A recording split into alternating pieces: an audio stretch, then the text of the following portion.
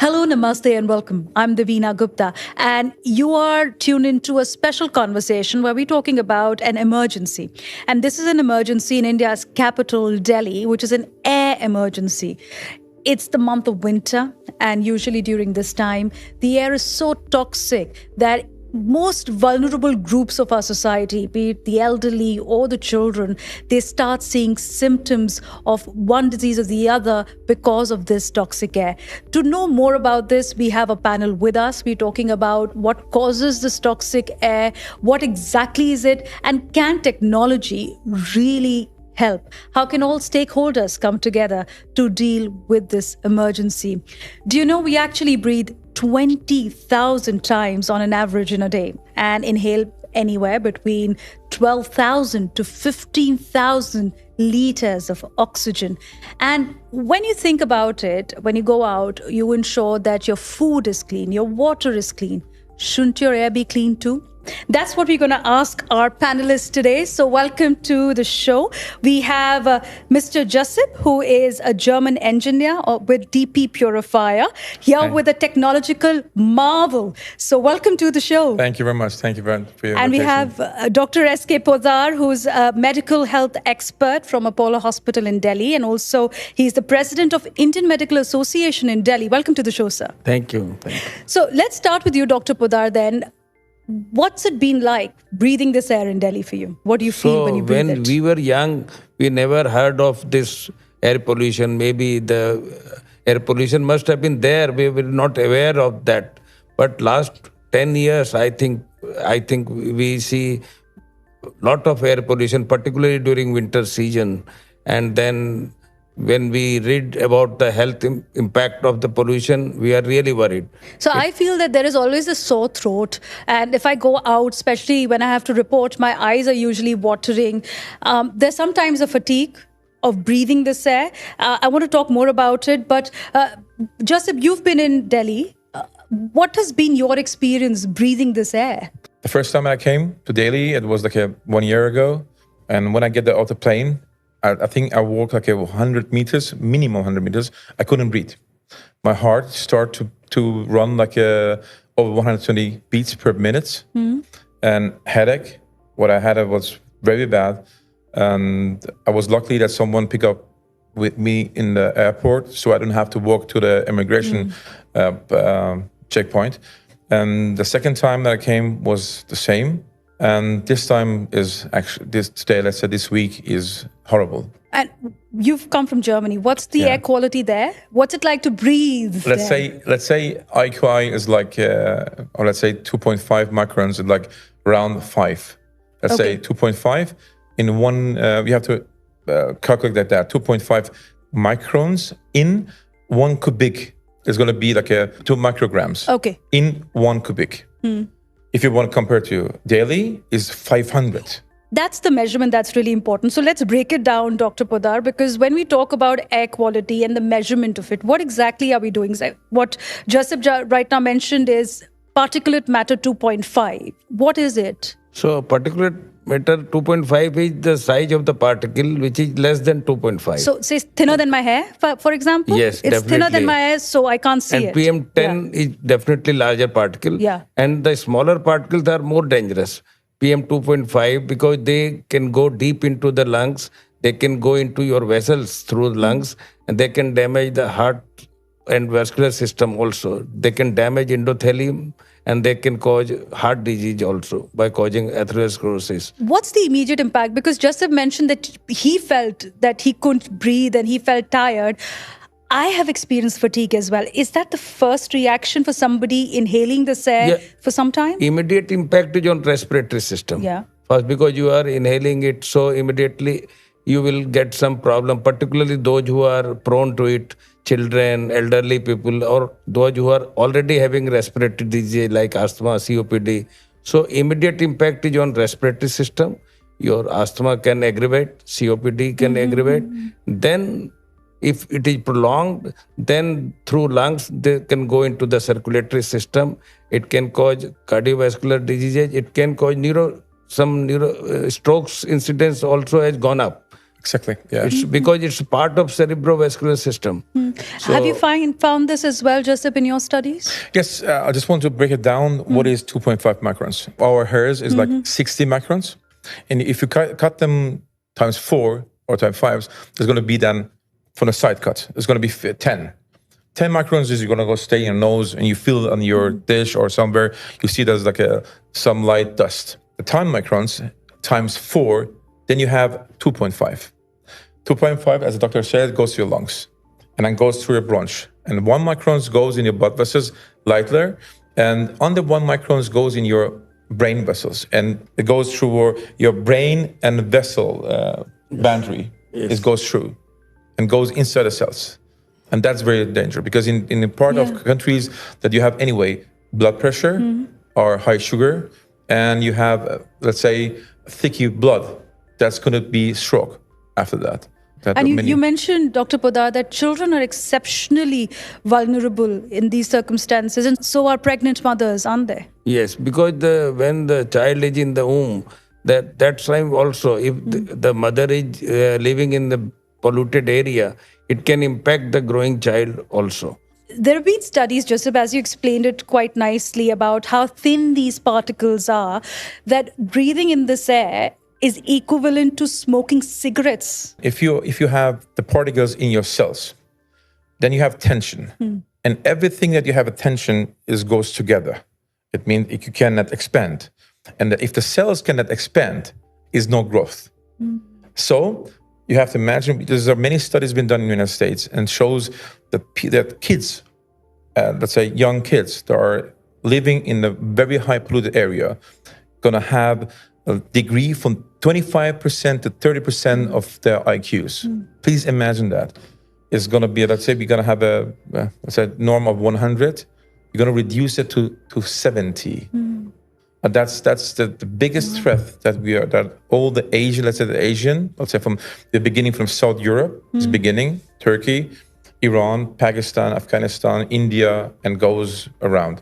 And what was very important that you should know, the Europeans are trying to do everything to bring the IQ levels or let's say the air quality down as possible, to do everything, because they know what's going to happen to the next generation.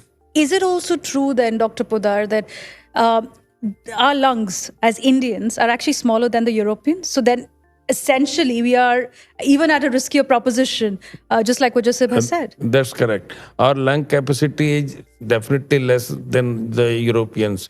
So this air pollution I think it will have more impact on our lungs health, and is it respiratory smoking, say, 20 cigarettes in a day if you have a measurement of AQI of 500? That depends on how much time you are spending in a polluted area.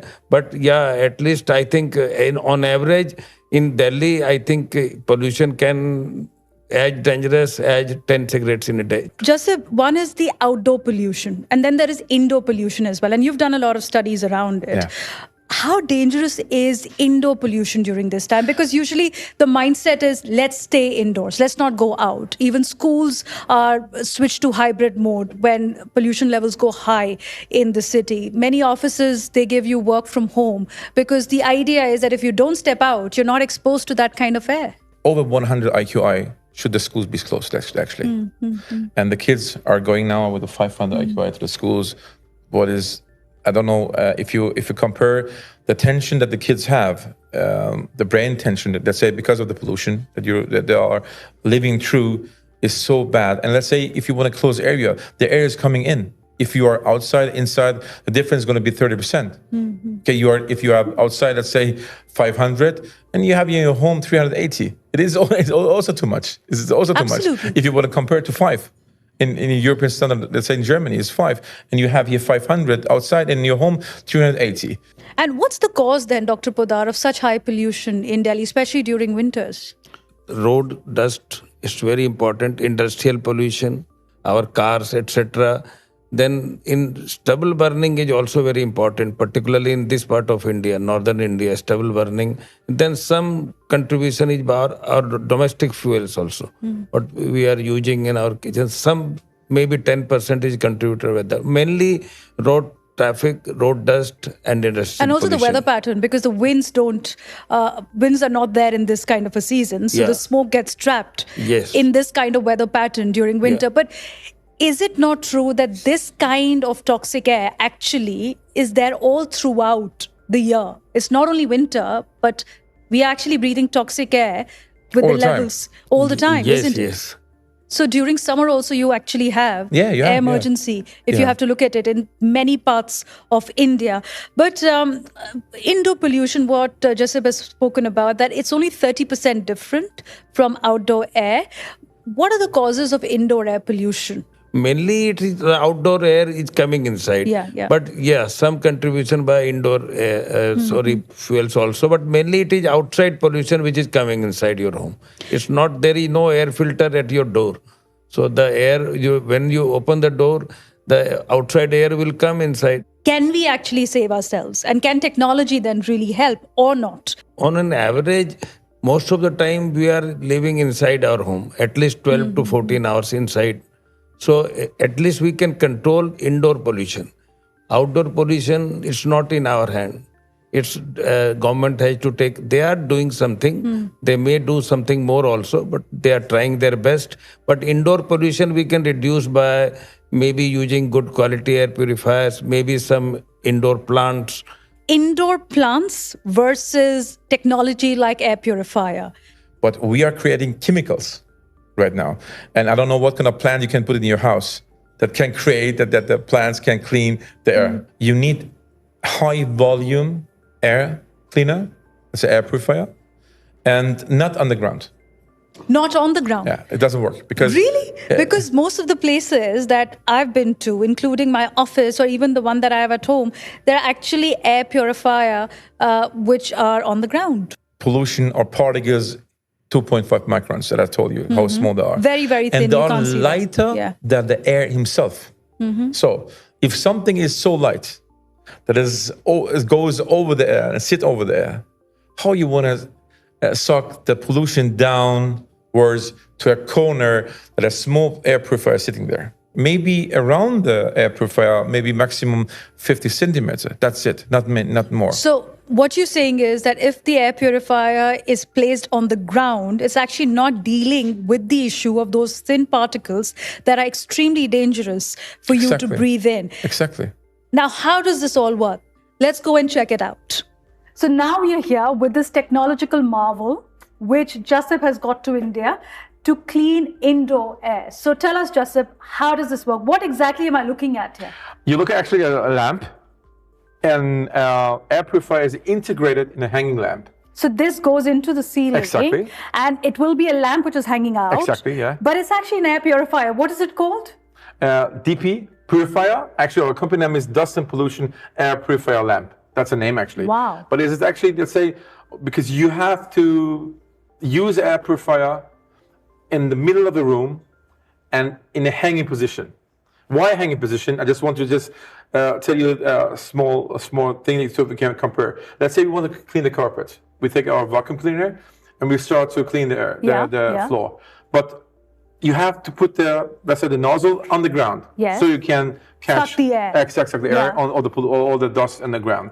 And if I take the nozzle up, let's say 1 meter, could we clean the ground? You can't, because you need to have the vacuum Exactly. cleaner You next have- to the carpet. Exactly. And the same thing is with the small particles, because the small particles are floating in the air on the top of the roof, let's say from ground to up. But there are, if you have some kind of suction from the up, then it moves easier up, or it doesn't go easier down because Right. it's quite lighter. So we find the best solution for that was to integrate the air purifier in the lamp, so you're in the middle of your room, you need the lamp, so you're gonna You switch on the lamp. and so you have an air purifier. And where does the air go in, though? Okay, I'm gonna explain this. It's very easy. We are sucking the air from down part. Okay, The yeah, there air are goes little inside holes here. here. Yeah, exactly. Yeah. The suction goes Filter. here, and we have 3 layers of filters. 1, 2, 3. Yeah, Okay. it's going to be activated carbon, HEPA filter 10, and HEPA 14. The Yeah, active yeah. carbon is Okay. actually absorbing the smells. HEPA 10 is going to catch the big particles. The dust particles or the Exactly. pollutants that are Yeah. larger inside. Exactly. HEPA 14 is catching like 99.997 It's going to be, they're sucking all the small particles until 1 microns, 2 microns, 0.1, sorry, 0.2, 0.3 is 20 times lesser as 2.5. And it all then, the clean air comes out of this? Exactly. So I'm actually breathing like Swiss clean air. Yeah. Actually, you're cleaning the cleanest what you can. The speed of the air that should go out is very important, because we have a high speed suction. Okay, we increase the speed like 3 times more than the speed that goes in. Why? If the speed is the same, what's going to happen? The air goes down. Oh, so essentially the working model for this is that the speed with which this lamp sucks air, it's actually throwing out more air outside. Exactly. So I'm actually breathing more. Exactly. You pressurize the air. Yeah. So we have let's say we throw out the clean air 4 meters or 3 meters, 3.5 meters, 4 meters around our device. It doesn't go again in. The normal standing devices in the ground, they have almost the same speed. The suction speed and output suction is the same. So how much of indoor air does it clean? Say, for example, we were talking about earlier, if the indoor air is, say, anywhere between 300 to 400 on air quality index, how much does it clean? We have to change the question. It's going to be, let's say we have a room that we sleep 5 by 5. I'm going to take meter. I'm going to give meters. It'll be easy for me. Then you have a 25 meters as a room. 3 meter height is going to be 75 square meters. How you have to clean this 75 square meters? You have at 4 times the volume of the room. It means you need at least 175 cubic meter to clean your room 4 times an hour. More volume, so you're faster cleaning the room that you are sleeping inside or you are inside there. And that's very important, the volume, the speed, and how big the room is. Right, so if these 3 parameters are considered, how much of air quality difference can I feel when I'm sleeping with this lamp on? 99%, 99.997. 99.997, because we have HEPA 14 inside. So we catch all the particles. You are breathing the clean air totally. That means if you have a 4 times higher, we're going to add the system on 200 cubic per hour. So you have a small room, you're sleeping 5 by 5, and we add like a 200 cubic, and your room is going to be cleaned 5 times an hour. It means you're breathing, we exchange the air inside the room 5 times. And does it need to be on the entire time when I'm sleeping? Must be. We can reduce the speed and you don't hear it anymore, but this must be. It's a must for everybody. Let's say, because you're working, let's say 10 hours outside. You have to imagine a glass of water. And you are outside, you're walking around, and you are getting the particles in your lung, as the doctor speaks, and your blood vessels. And it goes up, you fill it up. And what's going to happen? If it's full, it's going to stick inside anyway. You're there's no way that the pollution can get out. Absolutely. It's going to stick inside. What you can do is, at least in the point that you're sleeping, that you have clean air, so your body can reorganize himself or calibrate himself in that point that in 8 hours that you're sleeping. Kids also, parents, pregnant women. And the light could go off, right? Yeah, of course, you can change. So everything can be controlled by a remote. But are there studies which can prove that this actually is as effective as you're saying? Yeah, it is. It's actually, as you remember, in 2020, many universities make a study regarding how the pollution and how the aerosols, as the coronavirus was spreading around. Many universities make the tests in Japan. Germany was the leading part, was Germany, to Berlin, that make also the study on our device, how the particles actually floating. And you have some examples of it, isn't it? Let's see. First, I'm going to show you how it technically looks inside the device. That's very, for you, that's our device. Let's say, if you have a inside perspective, the filters, the fans, and then let's say the laminars, how you put your air out. And that's a room. And then we go, this is a side cut of the device. Here's the filters. We are sucking the air with a 2 meters per second or 2.5 meters per second, goes through, and then it goes in the inside chamber that I told you. The fan is there. And we pressurize the air here And you pressurize the air, and if you reduce the outgoing part, you have a pressure then, have high speed air. So we have a That's how outgoing you show air. that the outgoing air has we more have speed. reached a speed of 6 meters per second. Okay. It means, but in a 360 manner, everywhere you get a clean air out. And if you have a bird perspective on the top, you see how the air is moving in every corner. And if you compare that, what's going to happen to your room, that's what you have in your room. It means every part that you see, you have a clean air 360 degree. And you have what's going to happen there, you are pushing the pollution again inside. And you clean the room. Actually, you have in every corner you sit, if you see the colors, that's the speed of the air, and where the clean air is actually reach in the room and by himself. And now I'm going to go to the study where the two of Berlin start with that.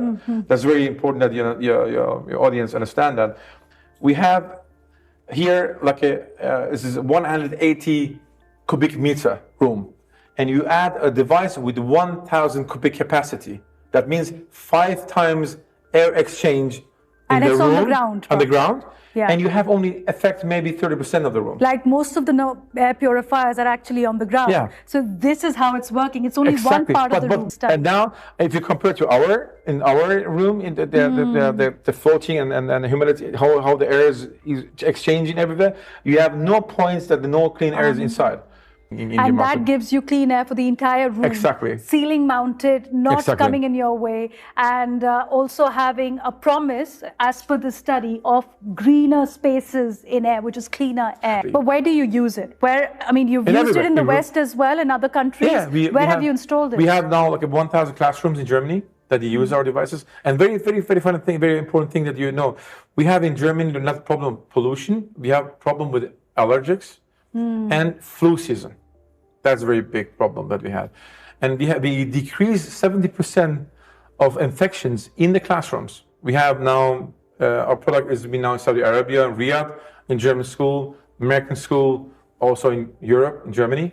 And they have a very positive effect of the quality of the air. We have a reference we can show you. We have a German railway station, both from us, the headquarter that builds the DB, high-speed trains, schools. We have pharmacies. We have salons. So you've said that it can also be used in industries, but is this the same model or is it another model that you use? In Germany, they use also in the chemical plants this device or our bigger device. It's going to be for schools. Many, let's say in Saudi Arabia, we install a lot of them in the German school and American school. And also in Germany, like pharmacies and like that. It depends to the volume, because with this device, we can create 1,500 cubic per hour. With this device, we can reach up to 600. And well, that's brilliant, because from industrial uses to salons and schools, there are multiple places where a device like this has been placed in many countries in the West. Now, can the same happen in India? How accessible can this device be? And what are the other long-term solutions that are needed to deal with the toxic air that we are breathing in many cities across the country? Let's go back to the conversation and find it out. Dr. Poddar, as we just saw, that this kind of technology could actually be revolutionary. But how do you make it affordable? How does it reach to our homes? And what can be done to ensure that this is something that Indians can adapt? First thing, we were using air purifiers for a very long period. But I think just we came to know that was not enough due to various reasons. Technically, he has explained everything, why the common air purifiers we are using are not as good as the newer ones with the latest technology. So I think regarding affordability, there is an issue in India, but that we have to see how it can be. The cost can be reduced. 18% GST, which is there right now, which is the indirect tax, if you look at air purifiers. That government has to do something like on emergency medicines, like cancer drugs. They are reducing, or sometimes they are not charging this taxes, etc. That they can reduce, because it's very life-saving measures. Should these devices then come under medical devices, under emergency devices? Yes, it's life-saving. I am saying not only medical, it's life-saving devices. It should be given that much priority. Indian Medical Association, we will definitely try. We will put pressure on the government that they should give some tax reduction or whatever subsidy for a on these policy products. change. Yeah. Absolutely. And given the kind of business environment right now, Jaseeb, in India, what is your demand from the government to ensure that all stakeholders can come together and deal with this problem using technology like what you've brought to India? What we've done right now, we be importing all the parts, and we do assembly line. We have an assembly line now in India to reduce the taxation, but it is still too much, at 28% to 30%, that we have to pay for every part that we are importing. And if you want to have a high quality device, you have to pay for that. That's a problem that we have. Technology costs, and we have to make numbers, let's say quantity, that we can reduce also the price. We did the best what we could do to produce or to have an assembly line in India that the people can afford it, and we don't import, let's say, the total unit here. We are assembling these products here, and if you could reduce the taxation for the products that you are assembling in India, that would be great. And I hope, with the kind of emergency that we're seeing right now, with this air emergency, those steps are taken soon. But what are the other long-term solutions, Dr. Poddar, which can help and which the city desperately needs? So I think in Delhi, like we see the cleaning of the road, that method should be changed in long term. The lot of pollution comes from the road cleaning. In every morning we see dusting. So that method has to be changed so that there is no air pollution by road cleaning. That is, then traffic, the government already has done some restrictions on the quality of the fuel the car is using now. So we should be very strict on that to reduce traffic pollution. Then industrial pollution also we can take. I am not expert on that. Government can take some measures to reduce industrial pollution. They can use better fuels which causes less pollution. So these are then stubble burning. I think government is very strict on that. They have taken good steps this year. But in spite of that, there is so much pollution. Otherwise, it would have been much, much worse. Stubble burning is less this year. Still, there is so much pollution. The pollution that you're cleaning on the ground is already on the ground because it's already heavy.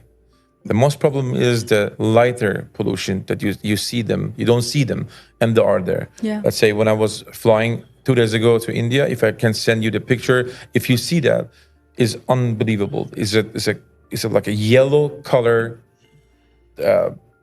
pollution chemical. That's a chemical. That's something that we can say it looks really yellow. It looks like a gas. Is over New Delhi. It's unbelievable. When you're coming in, you see that close to New Delhi is going to be.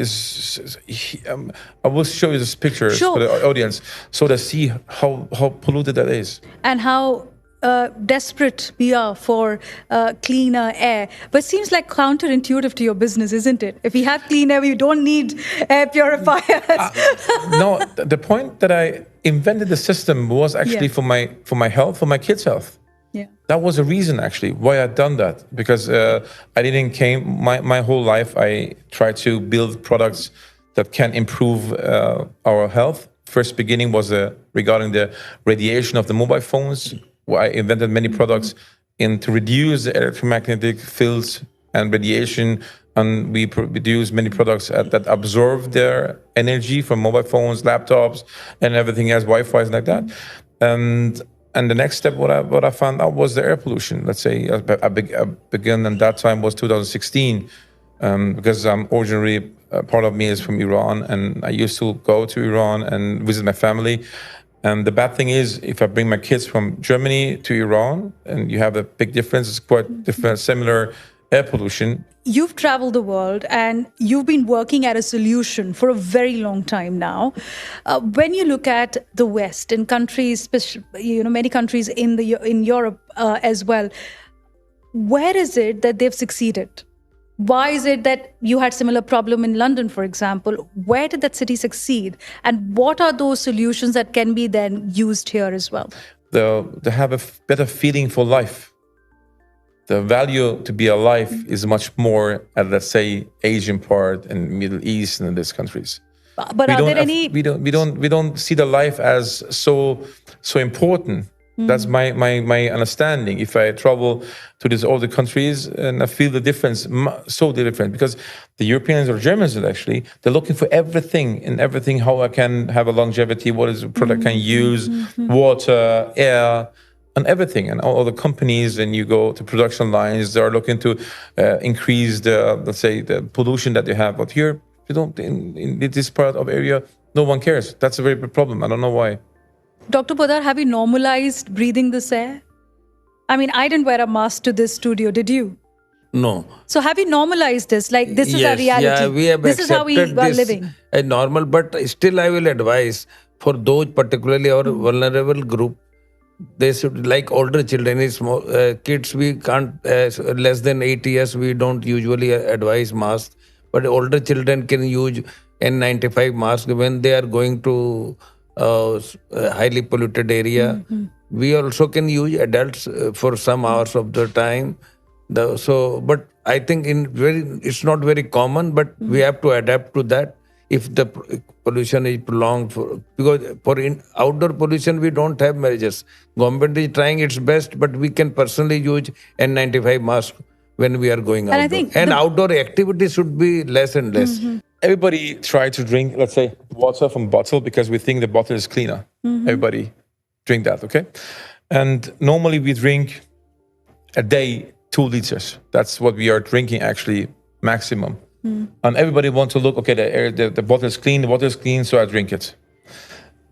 We are breathing in 24 hours around 12,000 to 15,000 liters. How much it costs 1 liter water in India? I mean, between 40 to 50 rupees, depending on which bottle and you're add taking. please to 12,000 liters. How much is going to be? 600,000 rupees, yeah? Rupees every day. It's going to be, we are breathing 600,000 rupees per day.